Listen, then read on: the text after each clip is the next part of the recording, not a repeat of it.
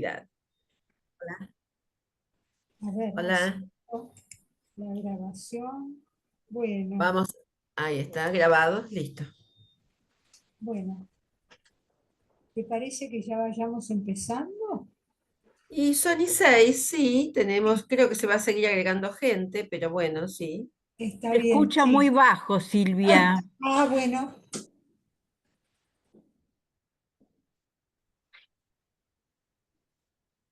Mm. no, claro, ahora se escucha bien. Perfecto. Mejor. Bueno, me dicen que mejor, todavía no bien, a ver si puedo. Sí, bien, bien. Bien, bueno. Ciao Giovanni, ciao Giovanni, Hola, Buonasera, Giovanni. buonasera, dottor Vandenberg. Buonasera, come Buonasera. va? Vandenberg. Buonasera, ¿Qué Alcira. tal? Mm. Bueno, hola a todos, qué gusto estar aquí reunidos. Eh, la idea de esta reunión es que el grupo multifamiliar es un espacio en el que se da lugar a compartir, sobrevivir y vivir, y es siempre con un otro. Los actuales son tiempos en los que hay indicios de fuertes malestares en la cultura. En las situaciones más difíciles, como una sala de internación manicomial, surgió la creación de Jorge García Badaraco de un modo de trabajo psicoanalítico útil para favorecer mejorías y redesarrollos en personas y familias muy dificultadas. Quienes nos acercamos a aprender, nos beneficiamos de ampliación de nuestros recursos, tanto terapéuticos como personales. A ver, que acá me salen cartelitos. Hoy escucharemos dos exposiciones de colegas que saben mucho y han hecho desarrollos personales originales, importantes. Uno de Eduardo Mandelbaum, quien estuvo casi desde el comienzo y creó a lo largo del tiempo diferentes multifamiliares, una de ellas con menores delincuentes, y desde el 2004 un dispositivo comunitario. Y Eva Rottenberg, cuya creación, la Escuela para Padres, continúa ininterrumpidamente su tarea clínica y a la vez docente. Paso entonces ahora a presentar a Eduardo Mandelbaum, nuestro invitado externo a la casa, así que es el que comienza. Eduardo fue en los 60 coordinador del Departamento de Psicología Clínica y organizador del Hospital de Día para Enfermos Agudos del Hospital Borda.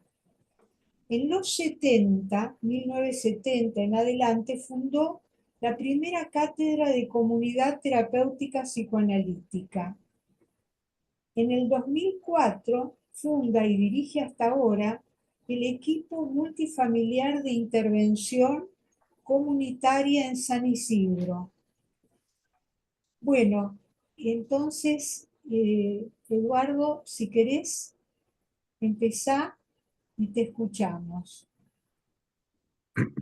Bueno, tengo creo que 10 o 15 minutos de exposición, de modo que, como habrán escuchado, es imposible sintetizar 60 años de trabajo en 15 minutos, sobre todo en algo tan complejo y difícil como es el dispositivo multifamiliar, que con Gadaraco efectivamente empezamos a utilizar, a armar, aunque no lo llamábamos de ese modo, al inicio de la década del 60, 65, pero sí fue conformándose cada vez más la idea de que la intervención de la familia en la estructura mental del sujeto era por un lado absolutamente definitoria, como ya nos enseñó Freud, ¿no?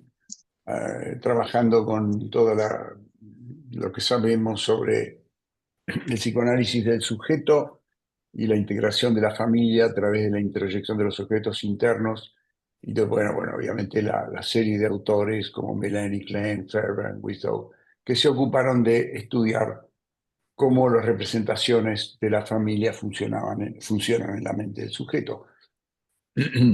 A mí el trabajo con los pacientes psicóticos me llevó poco a poco a darme cuenta que obviamente el recurso interpretativo puramente de las asociaciones libres, la búsqueda de lo reprimido al inconsciente, no iba a dar una efectividad en el tratamiento de pacientes esquizofrénicos o paranoicos o delusionales, no delirantes, etcétera, como veíamos tanto en el sector agudo como en el sector crónico del hospital.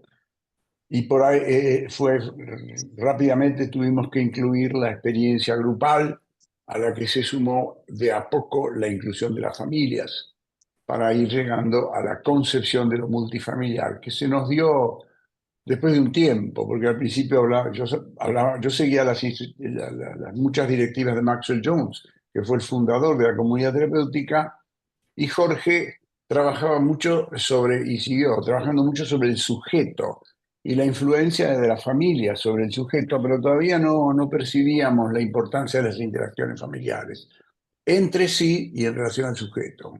De modo que ahí el aporte importantísimo fue, en principio, a la integración de la terapia individual, la integración de la terapia familiar, y una vez instalados en la terapia familiar psicoanalítica, que estudia los orígenes de la estructura inconsciente de la familia, como postularon Bernstein y Puget, por un lado, y la asociación psicoanalítica cuando estudia la trama identificatoria a través de autores, como ustedes recordarán, bueno, los nombres a mí se me escapan, pero a ver, Zimmerman, por ejemplo, Miría, Chertok, personas que Miría Suárez, exactamente, que trabajaron sobre lo que llamaron la estructura identificatoria inconsciente. Sí, fueron los aportes psicoanalíticos más importantes.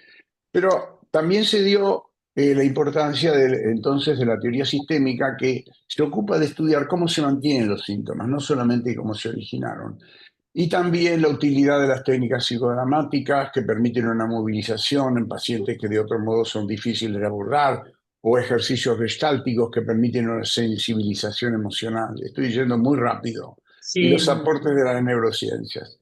Entonces, cada uno de estos puntos, obviamente, que requiere una profundización que no puedo dar por el tiempo, ¿no? Pero eso me llevó a mí a formular lo que llamo el psicoanálisis integrativo, que es todo un esfuerzo para dotar al psicoanálisis de instrumentos teóricos y técnicos que puedan interpretarse y utilizarse desde el modelo psicoanalítico, pero claro, introduciendo a la vez modificaciones en algunos aspectos de la teoría y de la práctica psicoanalítica. Esto es tema de otro debate. Acá voy a llegar, eso sería como lo más primitivo. Pero si vamos a lo último, uno de los descubrimientos últimos, es esto de la normogénesis a través de la comunicación capilar, que en realidad es el resultado último de estos laboratorios. Es decir, en el año 2004 yo empecé a trabajar en la comunidad abierta, es decir, en San Isidro me dieron la oportunidad de armar grupos multifamiliares que después se hicieron en red. Y en esa red se incluyeron las poblaciones vulnerables, de modo que tuvimos oportunidad de trabajar en la Villa La Cava y ahora estamos trabajando ya hace muchos años en una villa que se llama el Bajo San Isidro, donde fuimos observando fenómenos que nos llevan a todo lo que a lo que se refirió en algún momento Silvia en la charla inaugural, ¿no? Que fue cómo nos ocupamos de la problemática actual. La problemática actual, evidentemente, ya no es la neurosis, ni siquiera la psicosis, para los cuales hay tratamientos farmacológicos bastante exitosos y psicoterapias bastante, diría yo, útiles. El problema para mí hoy es el crimen organizado, el narcotráfico, la narcodelincuencia, la familia, que hemos tenido ver la oportunidad, ya no la familia del adicto, sino la familia del vendedor de drogas. Es decir, poder abordar no solamente el problema del consumidor, sino poder abordar desde el punto de vista clínico el problema de la familia y la mentalidad del traficante, ¿no? Con algunos resultados interesantes. lo de la capilaridad normogénica es una cosa de últimos 2 o 3 años, diría, que surge a través de un evento clínico. Nos dicen en un momento de trabajo en esta comunidad vulnerable, en la villa, que para la sorpresa de ellos, y por supuesto la nuestra, desde que estamos trabajando, dice una persona de una inteligencia increíble y un nivel socioeconómico, cultural cero, pero con una inteligencia brillante, nos dice, doctor, desde que ustedes vinieron aquí, Navidad y Año Nuevo son totalmente distintos, ¿no? ¿Y qué quiere decir eso que son distintos? Que para Navidad y Año Nuevo esta gente salía a la calle, se emborrachaba y se atacaban, discutían, se atacaban, en peleas que incluían a veces armas de fuego, cuchillos, ¿no? Con muertos y heridos para Navidad y Año Nuevo. Pero resulta que, dice, desde que ustedes están acá, eso ya no pasa. En Navidad y Año Nuevo ya no hay esas peleas. ¿No sé? Bueno, yo me precio de tener un pensamiento científico. Entonces, bueno, le pregunté en principio, ¿a qué atribuía ella estos cambios? Y entonces esta señora, con una chispa de lucidez absoluta, me dice, porque desde que acá nos dimos cuenta que cuando uno habla la bronca baja, y ahí está incluida la catarsis, la percepción, el insight, la comprensión del otro, todo ahí condensado, la diplomacia como estrategia de conversación incluida en esas palabritas. Aquí nos dimos cuenta desde que se habla la bronca baja. Bien.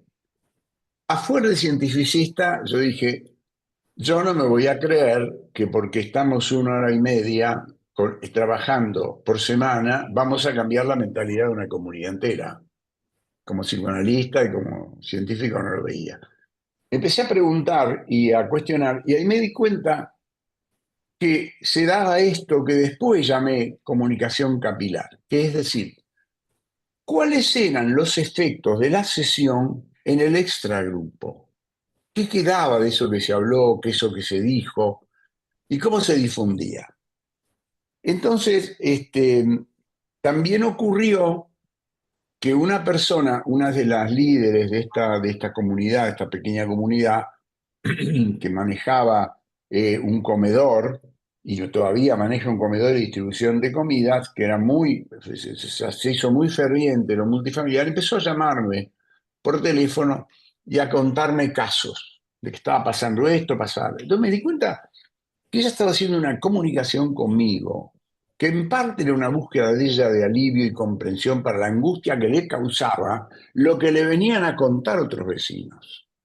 Entonces me di cuenta que había una comunicación que circulaba sobre lo que se había dicho en el grupo, pero también una actitud de escucha que se incorporaba a partir de la experiencia grupal. Yo no sé si voy demasiado rápido, porque claro, yo lo tengo clarísimo, pero no sé si lo transmito claramente, ¿no? Entonces, hubo una comunicación que lamentablemente se me perdió, pero fue para mí tremenda, porque se me perdió, digo, porque cambiaron el teléfono y, no sé, y se me perdió esa grabación, ¿no? Esto pude en una clase en Italia, estaba justo dando la clase, esta señora me llamó y les dije, miren, les tengo que hacer escuchar esto. ¿Qué me decía? Que había venido Miguel para decirme que iba a asesinar a Alejandro. Dice, doctor, no sé qué hacer con esto, ¿cómo hago? Miguel y Alejandro eran 2 hermanos, son 2 hermanos. Alejandro tiene un diagnóstico de esquizofrenia. Ambos son adictos al alcohol.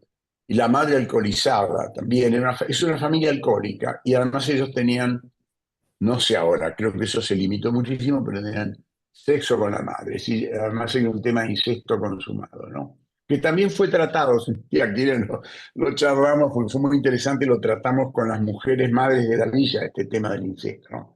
Ese es otro capítulo. Bueno, entonces me comunica qué hacer.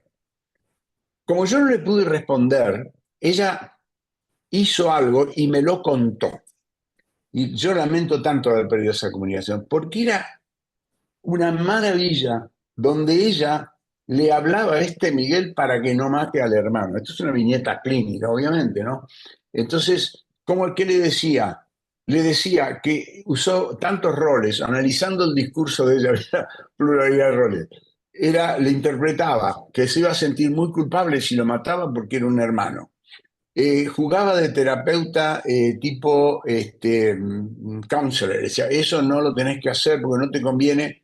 Se convertía de pronto en una suerte de juez y decía, mirá que esto es un delito penal, le vas a ir preso por matar a tu hermano. Y finalmente terminó siendo un terapeuta conductista, porque le dijo, mira, porque él le decía que Alejandro iba, cuando la madre estaba alcoholizada, abría el dormitorio y se metía con la mamá. Entonces ella le dice, vos lo que tenés que hacer es cambiar la cerradura y vos te guardás la llave, entonces cuando tu vieja está así, vos la encerrás con llave y no le das la llave a Alejandro. Es decir, toda una cosa conductista tremenda. Tuvo éxito. Esto ocurrió hace ya 12 años y pico, Miguel no mató a Alejandro. Ahora bien, yo me entero de todo esto a través de, vamos a llamarla, Mari, que es la señora que me lo comunica. Pero la capilaridad normogénica no se detiene ahí, porque ella me dice que habla con un muchacho, y los muchachos dicen que van a venir al grupo cuando esté yo. Entonces, fíjense el juego de transferencias.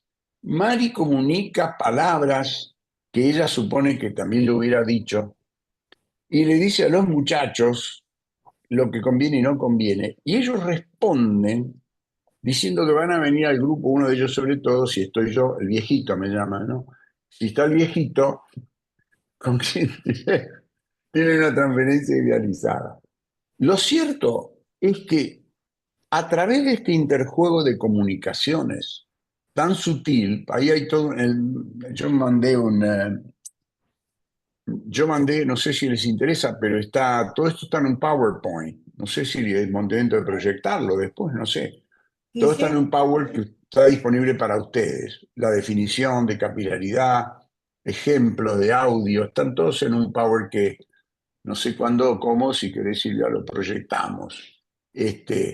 Porque lo que Ahora me le importa a paso a mí, Guillermo. perdón.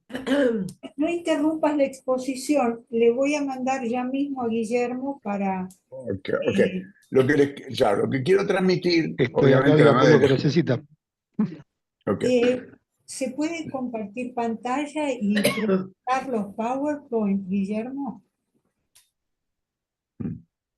Claro, lo que quiero resumir de todo este trabajo, la capilaridad en realidad es un subproducto de este trabajo, ¿no? Es una manera de entender las redes comunicacionales sutiles que van haciendo efecto. Porque como psicoanalistas, ya lo decimos todos, no podemos más con el uno a uno porque estamos desbordados.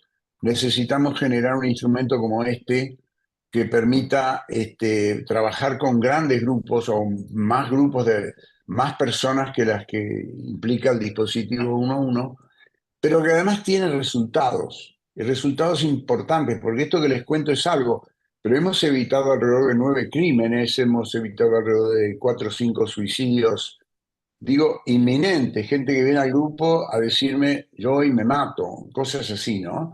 Entonces, bueno, acá está un poquito. ¿Se están viendo? Sí, sí, sí. Bueno, Sí. yo no Vos quisiera, no quisiera inundarlos, ¿no? Como el sí, barrio. seguí con la exposición mientras se van Bueno, presentando los claro. PowerPoint. Lo que quiero decir simplemente, como creo que Psicología y Sociedad me parece es uno de los departamentos que estaba interesado en esto, psicoanálisis y sociedad, es Sociedad. que este es un instrumento psicoanalítico para el trabajo con patologías graves psicosociales, que no van a los hospitales, no van a los consultorios, qué sé.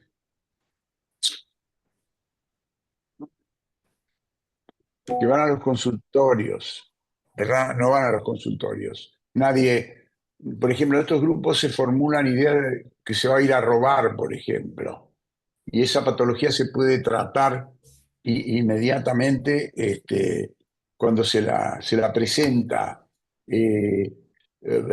se trabaja, por ejemplo, en forma grupal y masiva con los abusos infantiles, con los abusos sexuales. Y lo importante de esta forma de trabajo es que genera cambios muy rápidamente. O sea, es una especie de laboratorio, imagínense un laboratorio donde en la medida en que ustedes van utilizando los componentes van produciéndose resultados. Entonces, todos los días hay algo que nos llama la atención, que nos obliga a pensar, que nos obliga a reformular. Es una clínica que es multiimpactante, ¿no? Entonces, ese impacto que tenemos los terapeutas, obviamente lo tienen los familiares, lo tienen los pacientes. Y si lo podemos conducir, lo podemos coordinar de una manera que se transforma en normogénica, palabra que Badaraco introdujo para hablar de las relaciones entre personas que generan conductas y actitudes sanas, ¿no? Normogénico como inverso a lo patogénico, que serían las relaciones, bueno, que generan disfuncionales, ¿no? Que generan enfermedad. Esta no homogeneidad en este dispositivo genera estas posibilidades de éxito, ¿no? De éxitos terapéuticos, pero el Eduardo, último que nos... Sí, es un rol antipático el que me toca, pero vamos ya Víctor. por 20 minutos, así que anda redondeando, por favor. Sí, ya redondeo, sí, lo que me interesa sobre todo es mostrar que la capilaridad no homogénica es una conceptualización teórica de un tipo de comunicación sanador que genera efectos positivos y que podemos generar desde los grupos multifamiliares, en este caso en comunidades vulnerables, pero estos grupos están abiertos a la comunidad entera. Y claro, ¿dónde nace la primera comunicación? Y con esto cierro si querés. La primera comunicación capilar no homogénica es la que se genera en estos grupos en las familias, porque la familia se va del grupo, pero sigue siendo un grupo. El multifamiliar es un grupo de grupos. Y uno de estos grupos familiares va incluyendo comunicaciones capilares, ahí están descritas en el trabajo, que van influyendo positivamente en los cambios que pueden hacer los miembros de la familia. Bueno, como ustedes se dan cuenta, cada uno de estos puntos es algo que se debe abrir, ¿no? Es como un abanico lo que estoy escribiendo, porque son muchos años, mucha experiencia, digamos, acumulada, que debe ser repensada, retrabajada, etcétera. Bueno, nada, espero preguntas o ocurrencias, pero la idea es esta. Tenemos un dispositivo para operar con la enfermedad psicosocial. Hola, Susi. Susi Voz. Bueno, Bueno, qué bueno. este, Mónica bueno, Peló está esperando entrar y no puede. Y Guillermo me dice que no la encuentra en sala de espera. Bueno, no sé si ¿Quién? Perdón, ¿de quién? una persona del EMSI, del Ah, Distrito de San Mónica Peró, me parece, Mónica ¿no? Me Peló. Felpo. escribió. Este, Bueno, bueno, ¿alguien del equipo la puede ayudar? este, Hay gente de nuestro equipo acá que puede llamarla y ubicarla. voy a presentar entonces ahora a la siguiente expositora que es de nuestra casa, es la licenciada Eva Rottenberg, miembro didacta de APA, IPA y FEPAL, coordinadora del área de psicoanálisis multifamiliar de APA, que desarrolló el psicoanálisis multifamiliar infanto-juvenil. Trabajó 15 años en el Hospital de Niñas Ricardo Gutiérrez de Buenos Aires desde el servicio de dermatología.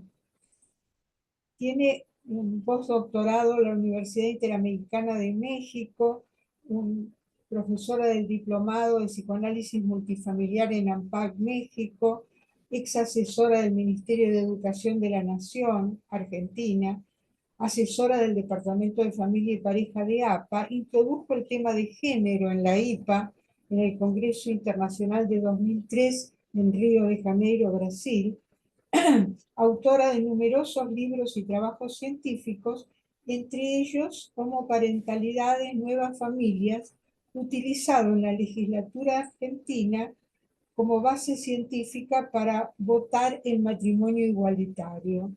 Bueno, Bueno. Escuela para Padres, habla Eva, por favor. Bueno, buenos días. Bueno, estoy muy contenta de poder estar acá con ustedes, de compartir esta mesa. En realidad, el psicoanálisis multifamiliar es un nuevo paradigma de atención en el sistema de salud mental, ya que aborda la complejidad. Después de estar muchísimos años, como 15, con Jorge en el Borda y en el Moyano, y los sábados íbamos a su consultorio, a pensar la teoría, a pensar por qué se curan los pacientes que se curan y por qué no se curan los que aún no se habían curado, que me parece como un pensamiento muy científico. Yo le dije a Jorge que debíamos comenzar en la infancia y como yo ya tenía la especialidad en niños y adolescentes, él me lo dijo y cuando presentó mi libro, Hijos difíciles, padres desorientados, Padres difíciles, hijos desorientados, doble título tiene, él dijo que hubiera querido trabajar con la infancia, pero quedó atrapado con la patología mental severa. ¿Por qué la infancia? Porque nosotros sabemos que en el ser humano la mente se conforma con el otro, con el yo auxiliar, que generalmente es la madre, el padre, bueno, pero pueden haber sustitutos. Es decir, que la mente no, en el ser humano no se desarrolla biológicamente, no se hace humano, sino es con un otro que tenga un vínculo especial, un vínculo empático. Ya sabemos la experiencia de Spitz con las enfermeras que le daban la mamadera y los cambiaban a los bebés y se deprimieron y algunos se murieron porque no tenían el afecto y la empatía necesaria. Entonces, el abordaje temprano es muy importante. Piensen, piensen que en este momento los niños no hacen los síntomas en el sentido clásico que hemos formulado en psicoanálisis, es decir, no hacen formaciones de compromiso en las cuales la defensa esté operando y cuyo producto es una formación simbólica cuya significación puede ser develada.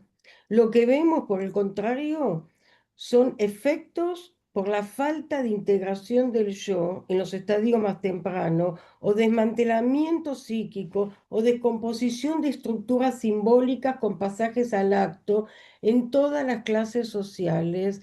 Hay muchísimos niños diagnosticados con autismo o de espectro autista, muchísimos niños diagnosticados con ADD, bueno, con todos los diagnósticos que conocemos y muy poco con neurosis. Lo que no se ha visto, no se ha tenido en cuenta es qué pasa con ese yo auxiliar que es el primer vínculo con el niño, que tiene que interactuar psíquicamente para que ese bebé pueda desarrollar su potencialidad. ¿Qué pasa? Porque siempre se habla de la patología del vacío, pero la patología del vacío pensada en adolescentes, pero no se piensa en la patología del vacío, por ejemplo, de la mamá. O una mamá que sea portadora de una identificación con un objeto enloquecedor y que ella misma sea un objeto enloquecedor para ese bebé. Y entonces ese bebé, desde el comienzo de su vida, en lugar de ser un otro, es el objeto acompañante de esa mamá. No se lo ve como un otro. Entonces, fíjense la importancia de trabajar en el desarrollo temprano. Alejandra, ¿se pueden pasar las fotos del hospital que mandé? Les voy a Sí, mostrar un poco claro. las Eh, fotos. Ya le Sí. digo ahí está. sí, se las pasé a Guillermo, ahora las van a mostrar. Sí, Ahí sí. está, Bueno, un muchas poco gracias. para que vean, los niños estaban en una mesa y todos los padres alrededor, los padres que estaban por ejemplo, acá atrás de este nene hay una nena con la mamá. Los nenes que estaban muy angustiados no venían a dibujar. Fíjense que hay una nena con alopecia, bueno, el otro nene con patología de piel, dermatitis atópica. Pasamos a la otra foto. Los niños que estaban muy angustiados no venían a dibujar. Y cuando trabajábamos y los padres se tranquilizaban, los niños...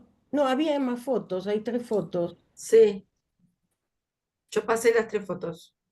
Sí, Bueno, no importa. ¿Qué aporta? Bueno, yo lo llamé escuela para padres multifamiliar. Nosotros los psicoanalistas sabemos que no se le enseña a nadie a ser padres, pero todos los padres, cuando nos consultan con síntomas de los hijos, con problemas serios, dicen, pero no hay una escuela para padres. Entonces, le puse un nombre como para que los padres puedan saber que hay un espacio donde pueden ser comprendidos. Eh, ¿Qué aporta el encuadre multifamiliar? Muchísimas mamás y papás, bueno, ven acá la cantidad de familias y de niños que habían, concurrían. Pasamos a la otra.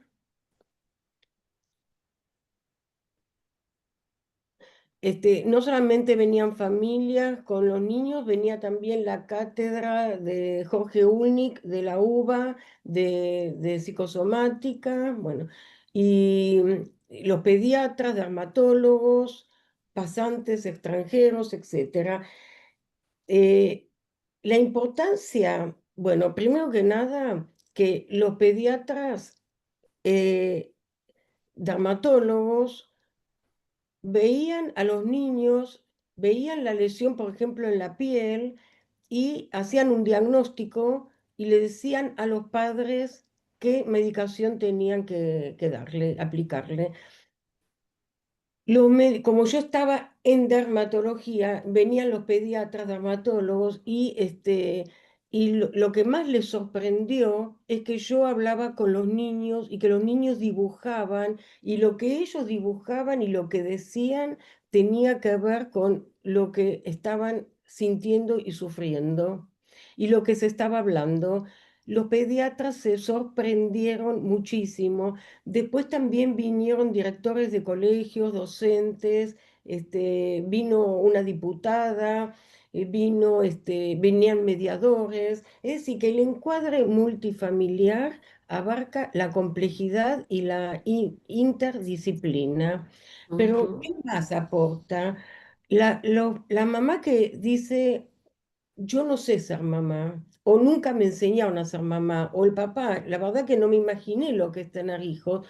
Es decir, que entre todos, Barraco decía que funciona como una mente ampliada, porque nosotros en la neurosis hablamos de un inconsciente de la represión, donde para Freud había que hacer consciente lo inconsciente.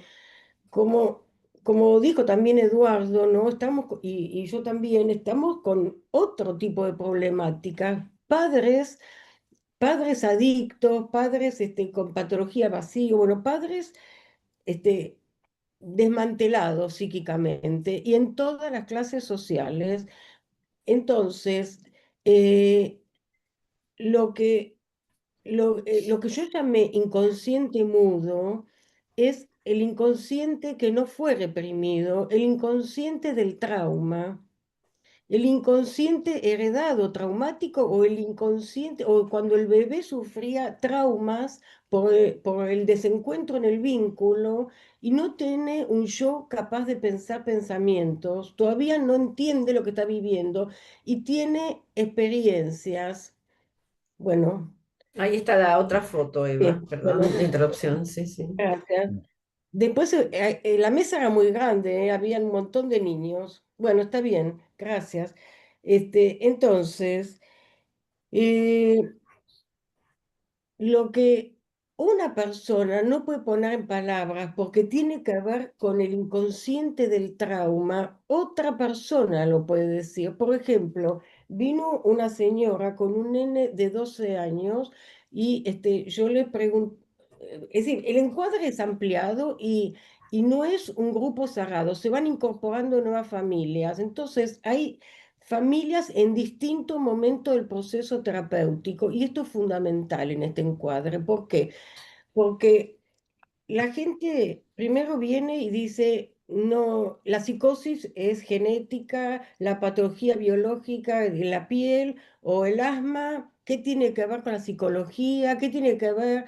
Entonces, cuando hay familias que están hace tiempo haciendo un proceso terapéutico, ven a las nuevas y dicen, y se dan cuenta lo que ellos han cambiado, porque es muy difícil entender y ver en uno mismo el cambio psíquico y cómo han evolucionado.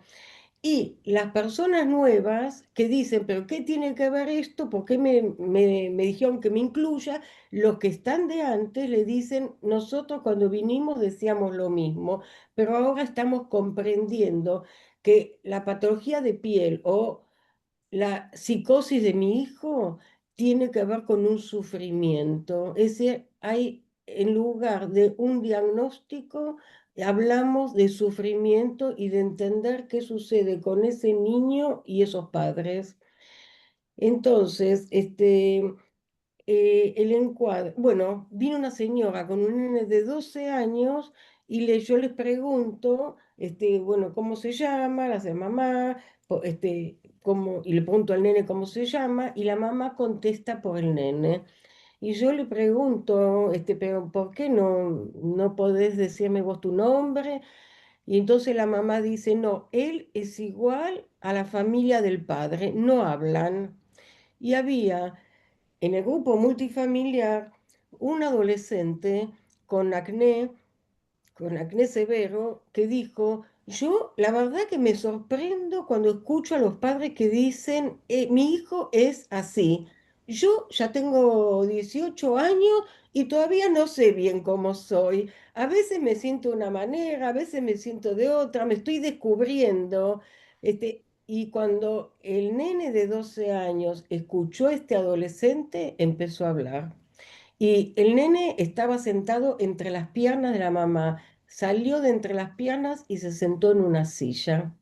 Bueno, miren, la cantidad de bebés que vienen con síntomas que generalmente no llegan a un consultorio porque el bebé vomita, porque el bebé tiene sintomatología de piel o no duerme de noche, y los pediatras muchas veces le dan o medicación o le cambian la leche, le dicen que la leche materna le hace mal este, o que es normal que tengan a veces que no duerman, pero cuando empiezan a venir los padres, las madres con los bebés, con los niños pequeños, en una edad que es tan fundamental porque es el armado de la mente, los padres empiezan a darse cuenta, uy, yo no estoy conectada, pensé que estaba conectada, pero me doy cuenta que no.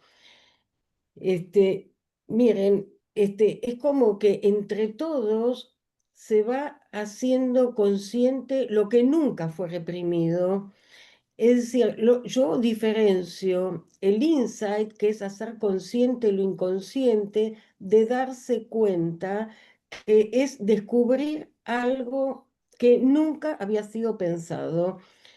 Yo siempre doy el ejemplo que dice Badiou, que por qué América no se llama Colón, se llama América, porque Colón no se dio cuenta que había llegado a América, pensó que había llegado a la India, a las Indias decían, y por eso llamó a estos habitantes de acá, los llamó indios, a las culturas autóctonas.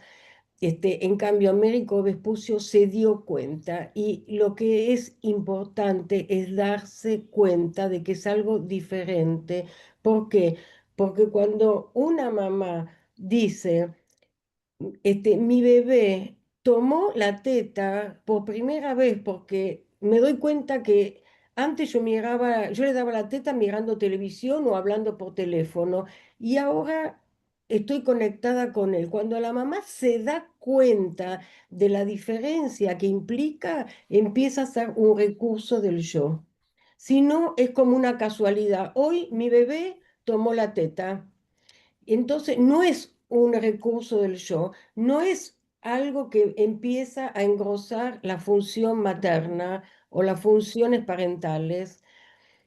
¿Entienden? Entonces, las funciones parentales que pueden estar vacías se pueden desarrollar en estos encuadres y podemos realmente intervenir muy tempranamente, preventivamente, pero también terapéuticamente. El bebé ser humano tiene que hacer, en principio, en la infancia, dos integraciones muy importantes. Una es la integración del yo y la otra es la integración psique-soma, como había dicho Winnicott. En la patología psicosomática u orgánica, es muy difícil la integración del yo porque los padres en la infancia los padres se apropian del cuerpo del niño cuando tiene síntomas. Primero que este, los médicos son los que dicen qué medicación hay que darle y los padres son los que se apropian y dicen, te tenés que abrigar o tenés que salir abrigado porque tenés asma, no podés salir así, no podés jugar al fútbol, etcétera, etcétera. Y fíjense que el niño pierde la posibilidad de la integración psique-soma. Vino una pareja al hospital porque el servicio de dermatología en el hospital Ricardo Gutiérrez es excelente. Entonces venían familias de todas las clases sociales. Vino una pareja, un matrimonio joven de muy buena posición económica, con el nene de 2 años con dermatitis atópica severa. Y la mamá dice, yo no sé si me va a servir porque yo tengo muchos años de terapia individual. Bueno, sentate, quédense y empiezan a hablar otras familias. Y la mamá levanta la mano para hablar, para decir que le está sirviendo muchísimo el espacio. El nenito se le acerca y le dice, mamá, tengo mocos.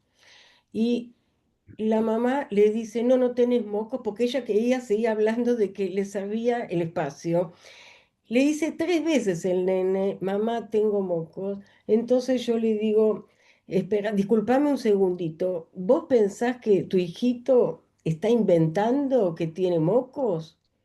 Entonces la mamá se queda así y le suena la nariz y el nene tenía muchos mocos. Yo no sabía cómo iba a reaccionar la mamá y la mamá se largó a llorar compulsivamente, con una angustia, y yo le pregunto, ¿por qué llorás? ¿Qué pasó? Y me dice, yo me sentí invisibilizada toda mi infancia y yo pensé que estaba registrando a mi hijo. Ahora me doy cuenta que no lo estaba registrando como él necesita. Bueno, fíjense que si la mamá le desmiente al hijo que tiene mocos, es como que el nene puede empezar a dudar acerca de sus sensaciones corporales. ¿Entienden? Es decir, como que esto influye en la imposibilidad de la integración psique-soma. Es decir, si un niño dice, no tengo hambre, y la madre le dice, tenés que comer, le va influyendo en sus percepciones internas, en sus experiencias sensoriales, y esto es lo que va a conformar las vivencias traumáticas después, las vivencias de desencuentro.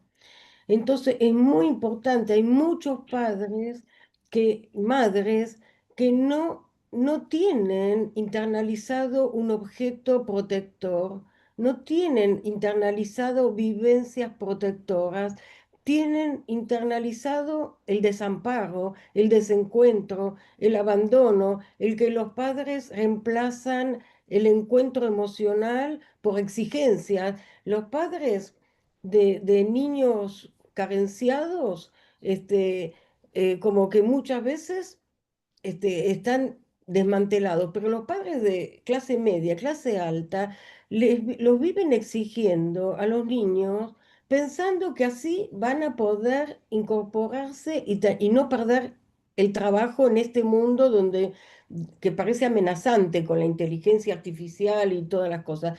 Pero en realidad, un niño que puede jugar, como decía Winnicott, que puede crear, que puede fantasear, es un niño que está mucho más preparado que el niño que va a tenis, a esto, al otro, que tiene todos los días doble escolaridad y después tiene un montón de actividades, porque no tiene tiempo para pensar en su interioridad, para desarrollar su capacidad creativa.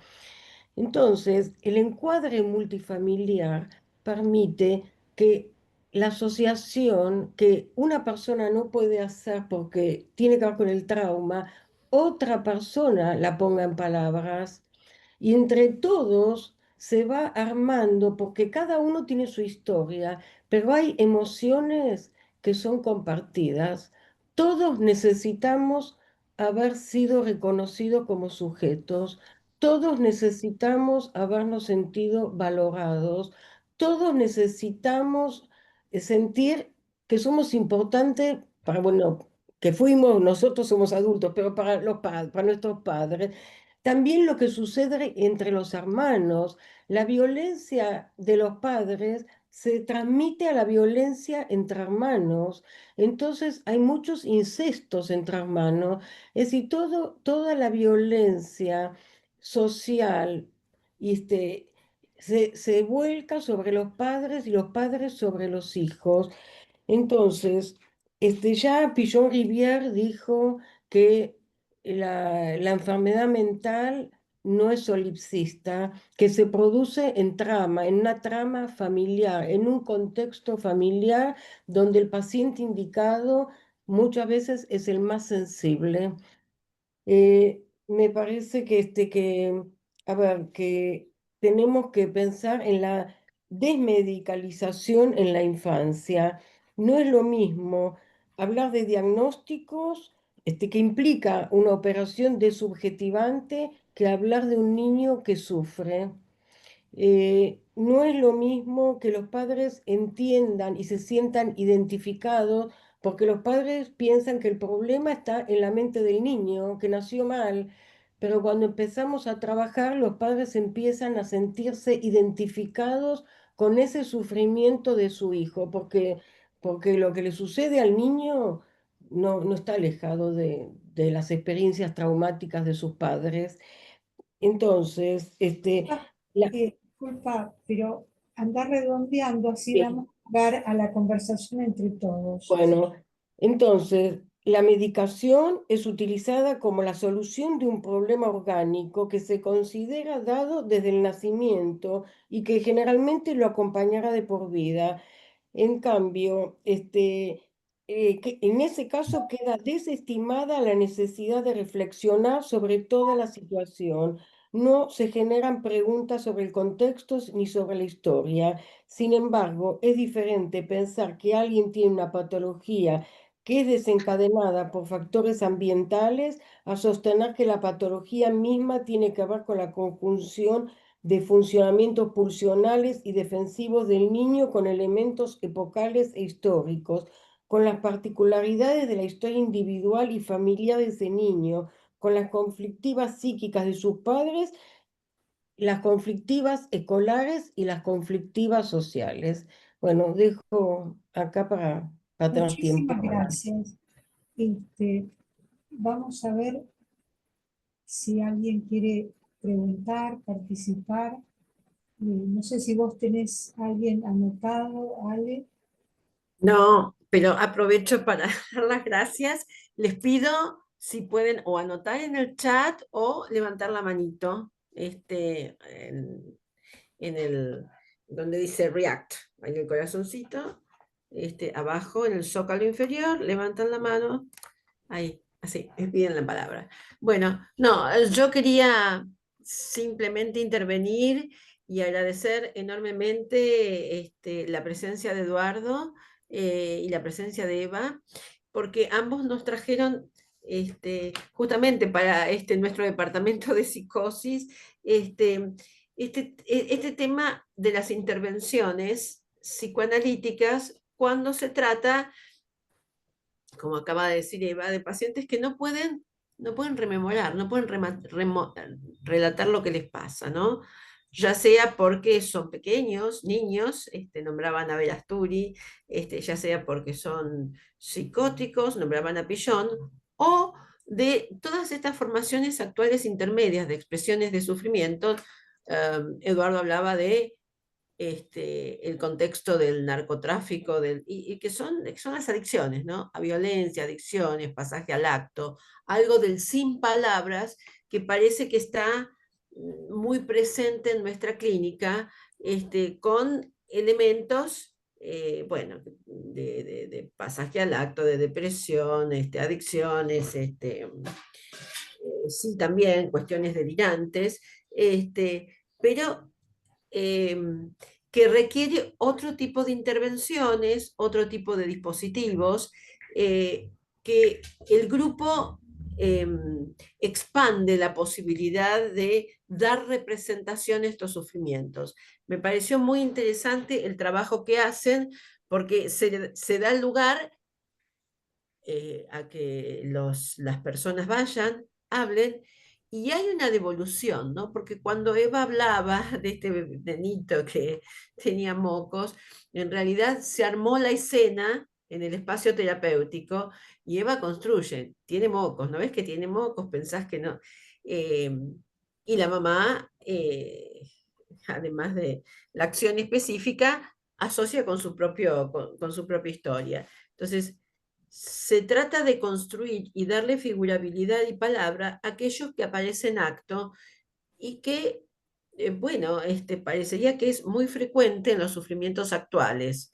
Eh, Así que, bueno, yo les agradezco y hay un micrófono abierto. Continuamos entonces en el debate. Y gracias, Silvia, por organizarlo. Este, está por pasar un audio, Guillermo, sobre el tema justamente de la, la cuestión de la droga. Vamos a ver si la puede poner, pero también vi que Buchstein había pedido la palabra. Si querés, Mariano, mientras se prepara el audio, no sé si estás.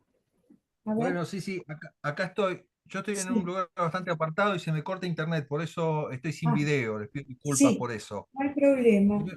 Primero que nada, brevemente agradecerle muchísimo a Eva y a Eduardo.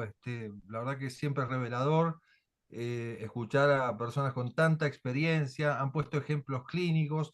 Me emocioné muchísimo cuando escuché la escena de la mamá y este nene con moco. La verdad que me emocioné, pero casi hasta las lágrimas. Así que gracias, Eva, porque fue súper lindo. Tengo una pregunta para Eduardo y algo bastante más concreto para Eva, porque si bien no es un tema nuevo para mí, sí lo es en el sentido de que habitualmente trabajo con adultos, entonces, bueno, tendría que escucharla nuevamente para realmente hacer una pregunta en serio. Voy a con la pregunta para Eduardo, que tiene que ver con la capilaridad normogénica. A mí me encantaría, de forma general, ¿no? Considerando el espacio en el que estamos, responder a esta pregunta brevemente. ¿Cuáles son los factores que nos permitirían el desarrollo de esta capilaridad? Yo intuyo algunos, conozco algunos otros, pero seguramente Eduardo podrá ampliarnos el tema. Repito la pregunta, ¿cuáles serían los factores que nos permitirían el desarrollo de esta capilaridad? Por otra parte, a Eva, sí consultarle, esto quizá sea una respuesta para después, estas escuelas para padres tienen alguna opción online, es un recurso pago. Es muy interesante conocer este dato, porque bueno, muchas veces precisamos los terapeutas que atendemos a personas individualmente este recurso, porque hay tanto conflicto con los hijos, tanto lío en la crianza, entonces es bueno saberlo para tenerlo como un recurso a la mano. Eso quería decir, muchas gracias. Gracias Bueno, por la intervención. Sí, si quieren Yo responder. le contesto que lo mío es más breve. Mira, tengo 4 grupos online y hay uno que es gratuito, abierto a la comunidad. Los otros son pagos, pero son con honorario reducido porque es un grupo.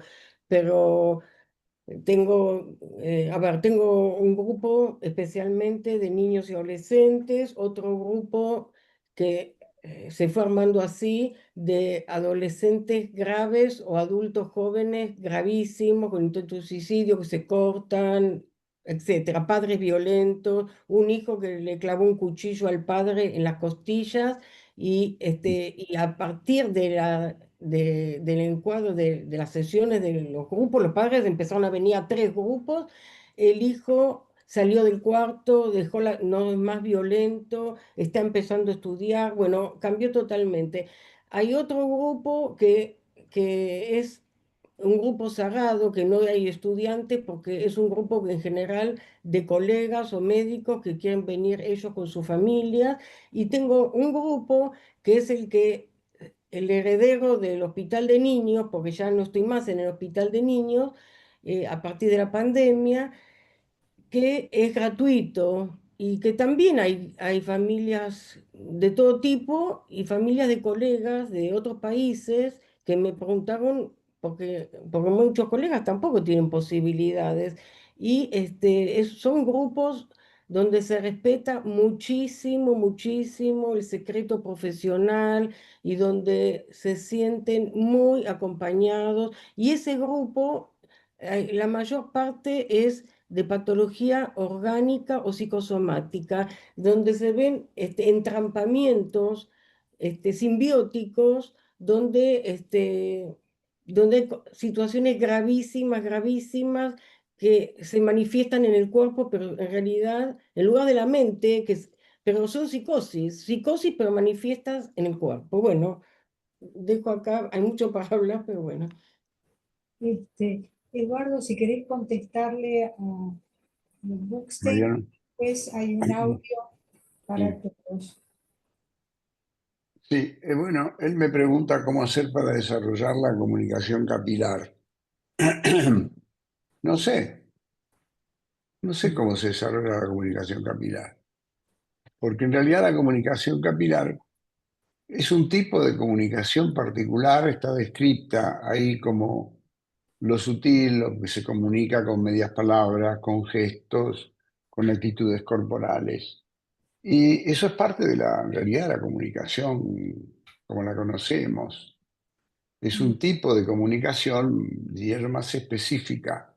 Pero favorecer la comunicación capilar no escaparía a las reglas de favorecer la comunicación.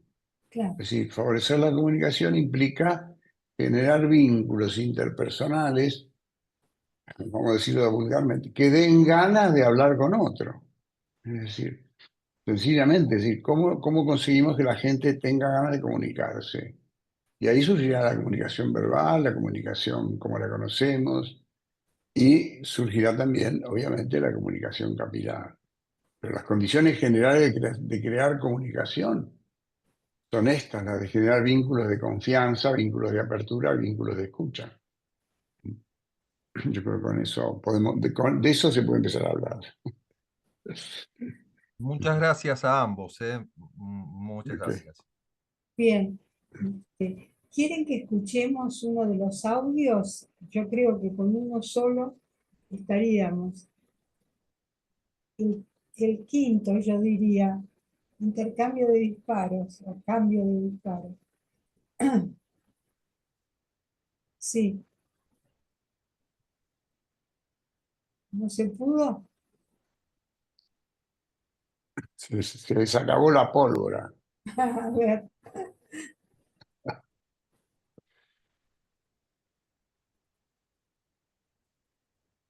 Bueno, doctor, por lo menos fue cambiando algunas cosas. Usted decía que era poca gente, pero lo más importante era que dejen de tirar tiro y todo ese tema, doctor. Y eso está cambiando, por lo menos es así. Bueno, por lo menos Rodrigo, el otro también, y unos pares más que también tienen que venir, porque hay complicado es el tema, no es para mí, hay cosas que no es para mí, doctor. Esa es la verdad. Bueno, ahí está, le dijo porque me están llamando, no sé qué. Bueno, doctor, ojalá que usted esté bien y bueno, y siga andando por acá. Bueno.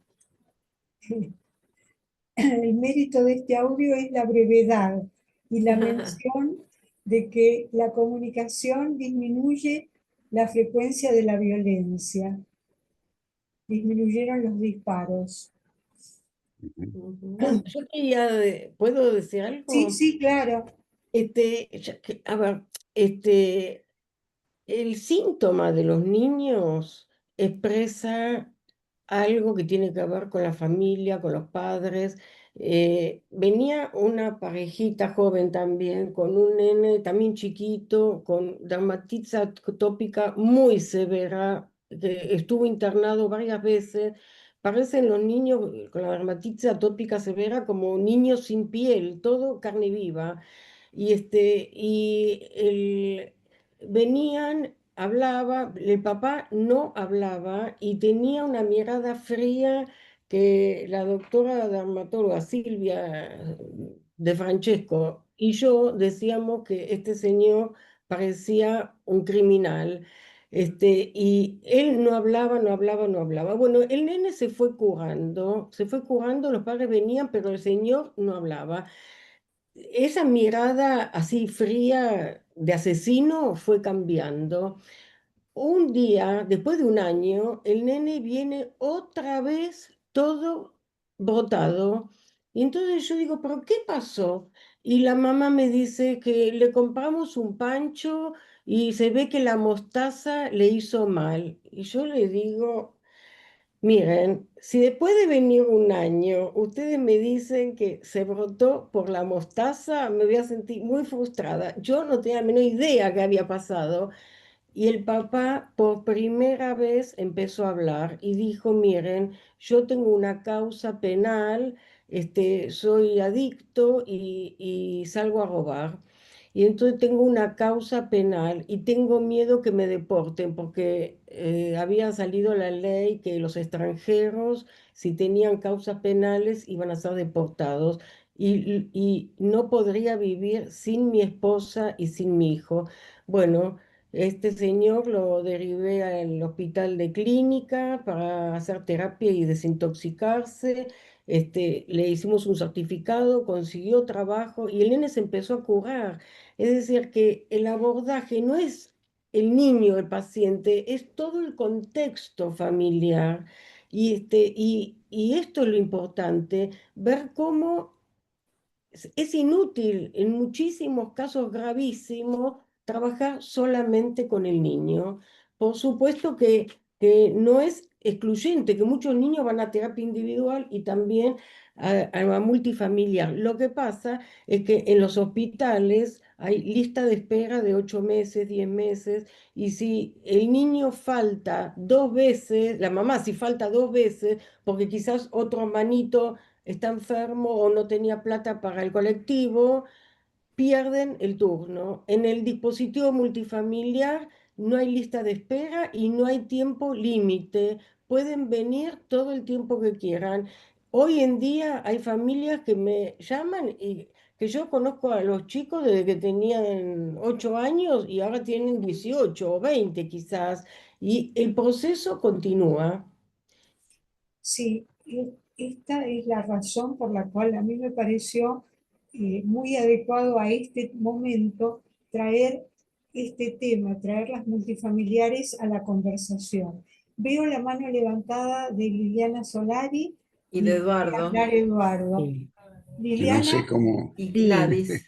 sí, sí, yo en principio, bueno, quería felicitarlos por las exposiciones y por la tarea que están haciendo, los dos, digamos. Por ahí contextos distintos, pero quería, bueno, preguntarle al doctor Mandelbaum, ¿cómo están organizados para hacer semejante tarea, digamos, que tiene un borde de peligrosidad, diría, ¿no? Por eso decía contextos diferentes. Una cosa es trabajar en un hospital, donde hay un límite, donde hay un ordenamiento, donde hay cuestiones pautadas, y otra cosa es en un barrio, en una comunidad con esas características, ¿no? Entonces, bueno, quería por eso preguntar de qué manera es la integración, cómo están organizados y a quién responden, digamos, esa institución, ¿no? Ujú. Este, bueno, esa es la pregunta y lo que quería como transmitir también por alguna experiencia que yo tengo. Trabajé muchos años en el Hospital Rivadavia y también con grupos terapéuticos, es la potencia que da un grupo y la posibilidad de la palabra, como, digamos, la palabra de uno, como es sanadora en la cabeza de otro, digamos, porque le da un puntapié para expresar lo no expresado, ¿no? Eso es lo que tiene, me parece como algo sumamente importante, lo grupal, ¿no? Como una experiencia única, y bueno, con resultados que no se ven de otra manera, ¿no? Como alguien que expresa algo y los resortes que se empiezan a mover en el resto de las personas. Y bueno, Tal en ese cual. sentido comparto muchísimo todo lo que Muchas han dicho, gracias. pero bueno, mi pregunta un poco apuntaba a eso. Muchas gracias, Liliana. Eduardo, y luego está Ruth y Paulina. Ruth Ok. Ini y Paulina Feldberg. Sí, ok. Bueno, Eduardo, sí. brevemente y respecto de lo que estamos hablando sobre lo grupal, etcétera. En diciembre, organizado por la UBA, hubo un congreso donde fue invitada la presidenta de la Asociación Americana de Psicólogos, que son unos cuantos, ¿no? Más arriba de 3.000. Y ella vino a decirnos que el uno a uno está perimido como recurso, ¿no? No podemos dar cuenta de lo que demanda la sociedad hoy con el uno a uno y todo el tiempo surge, ¿no? Salas de espera abarrotadas, meses para una entrevista de 40 minutos y a la persona se la ve una por semana. Realmente es tapar el sol como un arnés, como decían antiguamente, ¿no? El recurso grupal, sobre todo el multifamiliar, permite que en poco tiempo haya resultados que pueda llevar adelante un terapeuta o dos. Un terapeuta o dos entrenados pueden ver 40, 45 personas y tener resultados. Entonces es un recurso psicosocial, si ustedes quieren, de primera magnitud. En cuanto, yo claro, trabajo con el asunto de esta versión psicoanalítica de procesos aplicada a muchas personas con dispositivos grupales, el multifamiliar en este caso, que tiene la ventaja de la economía, por eso en ese sentido, dos personas pueden abarcar muchas más. Pero el encuadre que nos preguntaba, o el attachment, ¿no? ¿Cuál es el contrato que tenemos con la institución y cómo? Que preguntaba Liliana. Nosotros estamos hace muchos años, ya 21, en contacto y patrocinados por la Municipalidad de San Isidro, que nos ha acompañado contractualmente y que ha dispuesto un apoyo total a nuestras actividades, ¿no? Esta es una actividad que en la comunidad abierta es muy difícil llevarla sin el apoyo de una administración pública, Claro. salvo que hubiera una fundación con fines benéficos que dijera háganlo, que nosotros pagamos y ustedes se reparten por los pueblos. Sería maravilloso, todavía no se dio así. Pero nosotros justamente nos llamamos equipo de intervención multifamiliar San Isidro porque no esperamos en el hospital, no esperamos en el consultorio, vamos a donde se produce el fenómeno que para mí es el origen de todas estas, no el único, por supuesto, porque como bien dijo Eva, esto ocurre en todas las capas sociales, donde los fenómenos de alteración familiar son de tal nivel que no hay niño que crezca sano prácticamente. Bueno, es un tema interesantísimo que es cómo intervenimos en la educación de los niños, ¿no? Es complejo, es rico. Yo insisto mucho desde hace tiempo que nuestra estructura mental no depende solo de las relaciones infantiles ni de las series complementarias que planteaba Freud, las experiencias infantiles con papá y mamá, sino que la experiencia con psicóticos me ha mostrado la importancia que desde niños le damos al vínculo. Estamos muy pendientes del vínculo, no solamente con lo que nos pasa con cada uno de ellos. Este vínculo, la necesidad que tenemos de niños de que papá y mamá estén bien, tiene una fuerza tremenda en la organización psíquica temprana. Esto ha llevado, bueno, tengo muchos ejemplos. Pero les voy a contar algo que tiene que ver más específicamente con el niño, la patología brutal y la capilaridad. Brevemente, ejemplo clínico, involucra el niño, la violencia y la capilaridad normogénica. ocurre una violación en la villa de un chico de 5 años. Produce un espanto generalizado, muchísima rabia. El padre acude a la policía y a la fiscalía. Hasta ahí, dentro de lo siniestro, sería lo esperable. Policía, fiscalía, etc. Pero, como es un grupo, y esto es un grupo de convivencia, estas son comunidades como un gueto, todos se conocen, todos saben lo que pasa. Una familia decide vengarse directamente. Para vengarse lo que quieren es incendiar la casa de los violadores, con lo cual incendiarían a los violadores y al resto del barrio, porque una vez que en esas construcciones se inicia un fuego, no tiene límites. Entonces, esta señora, la que les hablaba Mari, me cuenta, otra vez capilaridad, qué es lo que ella le dijo a este sujeto para pararlo, otra versión de la capilaridad, y los efectos. Entonces ella le hace consciente que este impulso asesino puede no solamente no hacer justicia, porque alguno violó, pero los demás habrán sido cómplices silenciosos o pasivos, pero no son culpables directos, y que si se produce un incendio, eso va a incendiarlo, no solo a la familia, sino que esas llamas van a quemar las viviendas de otros, etc. Entonces, lo lleva a la reflexión con la palabra, de modo tal que este impulso vengativo, criminoso y directo se aborta y no se produce este temido incendio. Y eso es una intervención multifamiliar, sí, pero no directa, sino que es esta persona, que como me dice ella siempre, yo aprendí mucho, y estas personas que van aprendiendo mucho son las que van enseñando mucho en la comunidad. A esto llamamos la comunicación capilar. Sí, yo Punto. le doy ahora la palabra a las dos personas que están por preguntar, pero quiero hacer mención, porque Sí. tiene que ver con esto, de una observación tuya en tu libro, Teoría y Práctica del Grupo Multifamiliar, del Psicoanálisis Integrativo, cuando mencionás que nunca observaste en tantos años de trabajo una respuesta de transferencia negativa grupal masiva, que cuando hay transferencia negativa siempre es contrabalanceada, y esta puede ser una manifestación de un funcionamiento del grupo humano muy interesante a tener en cuenta, porque muchas veces no se participa de grupos o en la APA, por ejemplo, ahora el Centro Racker está promoviendo la existencia de grupos terapéuticos, pero, o de talleres, en fin, preventivos. Es muy importante tener en cuenta este aspecto de transferencia humana que en general tiende a preservar un grupo al cual se pertenece. Bueno, dejo esto ahí y Ruth, tu pregunta o tu comentario. No, estás muteada. Ruth y Paulina Los después. quiero realmente felicitar y los admiro Bien. realmente, porque la tarea que hacen es monumental. Y además la capacidad de síntesis, transmitiendo la riqueza y tan entendible. Así que bueno, gracias.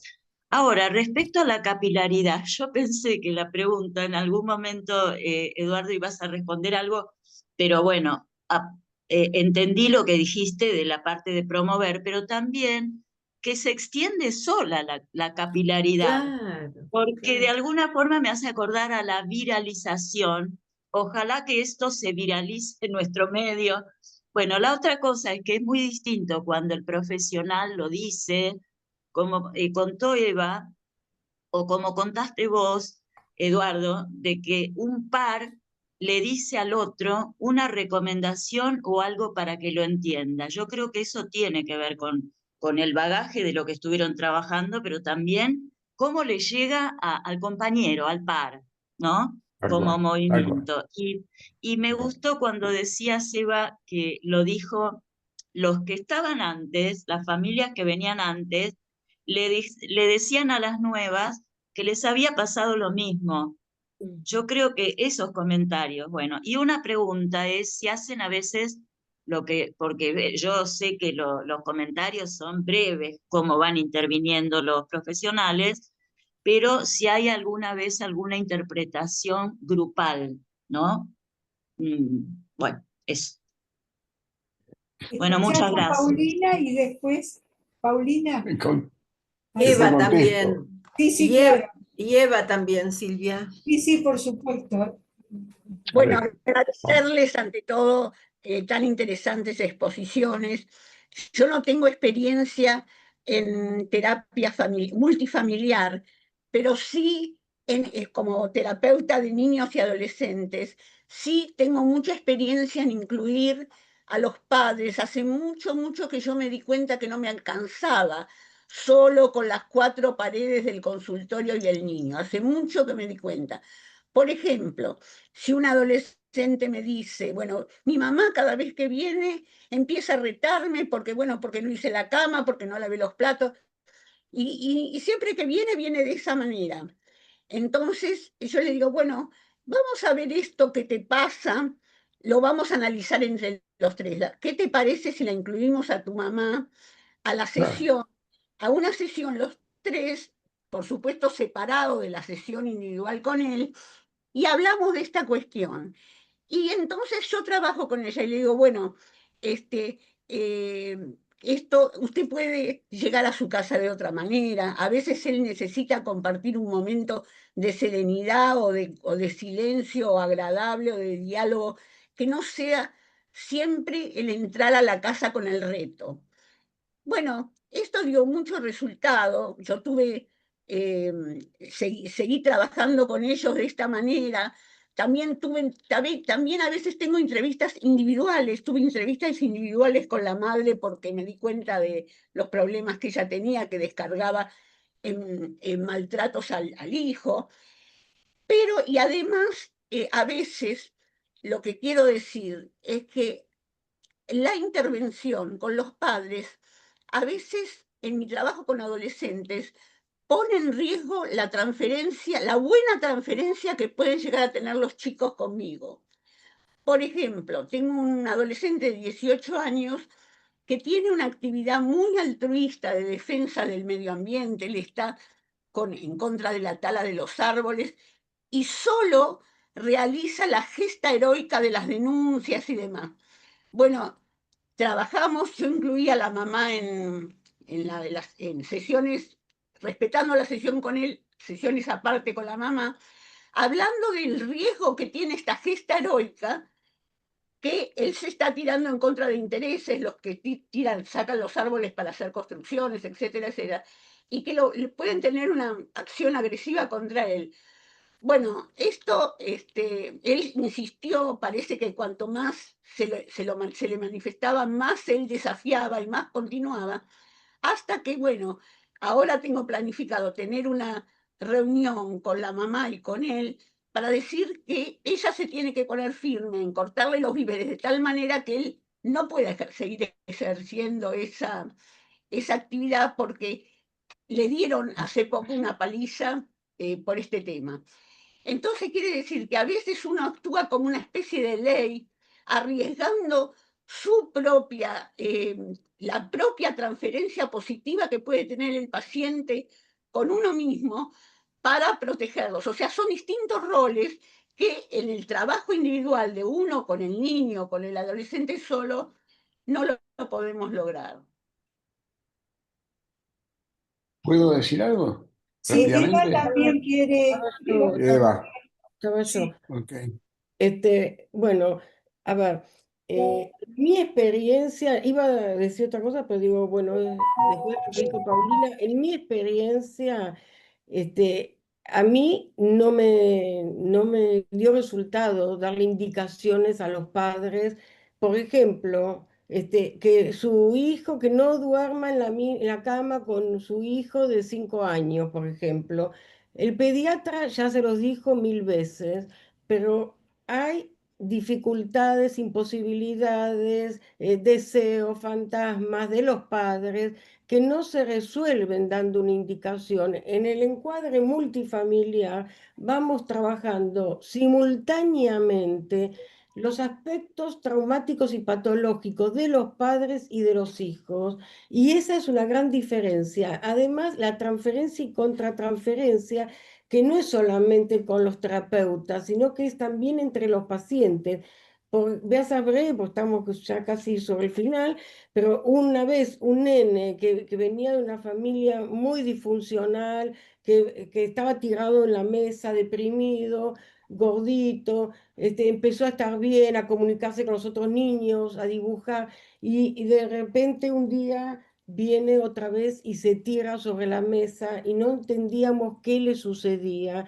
Y un señor joven que estaba parado atrás de él con la esposa y un bebito, cuando uno no se le ocurre qué puede estar pasando, decimos, ¿alguien puede decir algo? ¿Alguien se le ocurre qué le puede estar pasando a José, por ejemplo?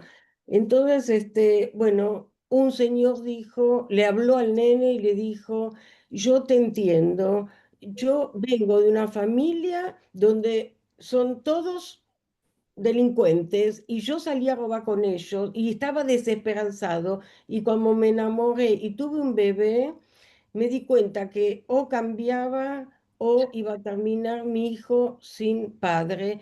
Yo te entiendo, estás desesperanzado, pero te aseguro que se puede salir. Y el nene salió, se levantó del escritorio y empezó a dibujar. Es decir, que muchas veces nosotros no tenemos ni idea de la situación traumática y de sufrimiento que pueden estar viviendo algunas personas, pero hay otro en el grupo que sí puede sentirlo. Y eso Muchísimas gracias, Eva. Disculpa que te es corte, pero estamos apremiados. Viene tu respuesta, Eduardo, y levantó la mano y quiere hablar Gladys. Así que, y también No, Giovanni. ¿No? Bueno, Gladys no. lo mío queda feo, queda muy feo, pero muchas de las preguntas que me hacen están en el libro, en el libro sobre teoría y práctica del multifamiliar. Paulina, te felicito porque estás haciendo psicoanálisis integrativo y no te tenés cuenta. Pero así me fue a mí, porque estás usando el modelo sistémico cuando te metes con las interacciones familiares, el modelo conductual cuando le decís a la mamá lo que tiene que hacer y le das a todo eso un encuadramiento psicoanalítico. Hace tiempo que cuando empecé a estudiar lo que vos hacés, que es la superposición de encuadres, el familiar, el individual, hay tres variables que tenés que tomar en cuenta que cambian, que son el encuadre, la interpretación y las depositaciones transferenciales. Encuadre, intervención, todo eso cambia y hay que tenerlo en cuenta.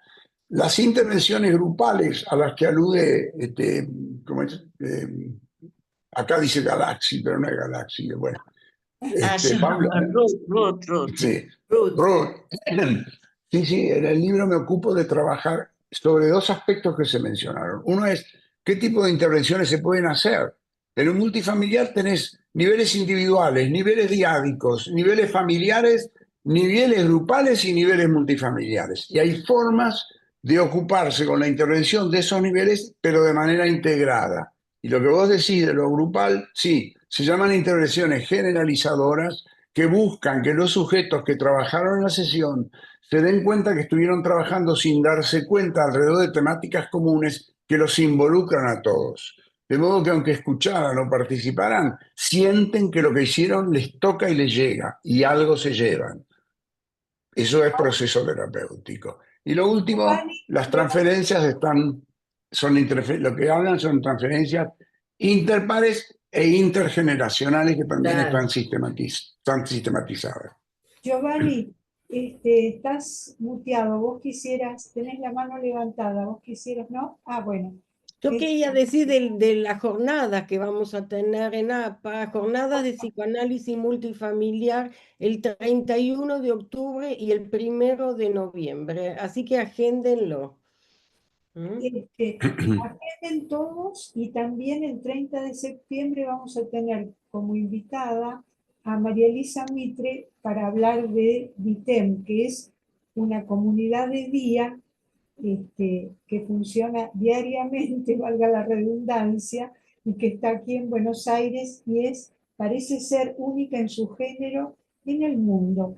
Una cosa que no hemos mencionado y que ustedes aludieron, pero son que tenemos, bueno, tienen en DITEM, tienen ustedes en el EMSI y tenés vos, Eva, pasantes y cátedras en el exterior, donde hay gente de Europa y de México interesada en este dispositivo que todavía entre nosotros no tiene tantos aprendices como el dispositivo merece.